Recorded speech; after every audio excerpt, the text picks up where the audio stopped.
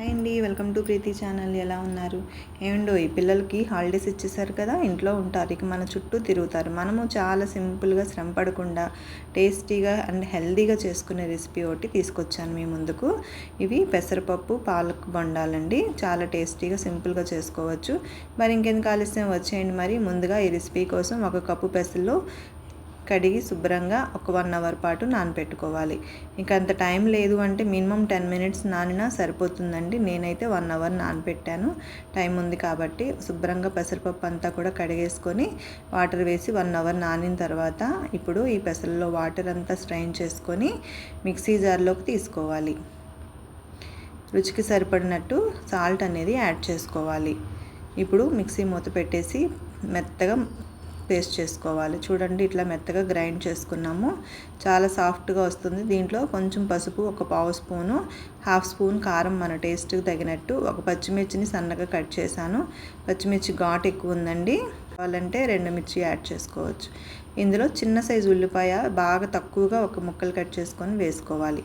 ఉల్లిపాయ అంతా వేసి బాగా కలుపుకున్న తర్వాత ముందుగా శుభ్రం చేసి కడిగి కట్ చేసుకున్న పాలకూర, ఇది ఒక 2 గుప్పెళ్ళ వరకు వేసుకున్నాను. పాలకూర మీకు ఇంకా కావాలి అంటే ఇంకాస్త యాడ్ చేసుకోవచ్చు. నేను ఇక్కడ పాలకూరతోనే ఫ్లేవర్ అంతా కాబట్టి పాలకూర కాస్త ఎక్కువ యాడ్ చేసుకున్నాను.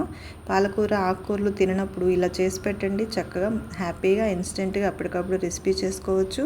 పిల్లలకు స్నాక్ కింద వెళ్తాయి, ప్రోటీన్స్ కూడా అందుతాయి. మీరు ఈ రెసిపీ ట్రై చేసి ఈ రెసిపీ మీకు ఎలా అనిపించిందో తప్పనిసరిగా కామెంట్ చేయండి ఫ్రెండ్స్. చూసారుగా, మొత్తం అంతా కూడా ఇట్లా స్పాంజీగా పిండి అయితే రెడీ అయిపోయింది. ఇట్లా ఉండకట్టినా సరిపోతుంది.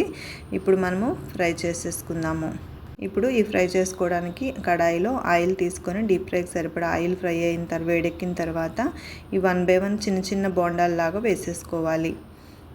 చూసారుగా, అటు ఇటు టర్న్ చేసుకుంటూ చక్కగా ఫ్రై చేసుకుంటే రెసిపీ అయిపోయిందండి. మరి ఇంకేమంటారు? మీరు కూడా ఈ రెసిపీ తప్పనిసరిగా ట్రై చేయండి.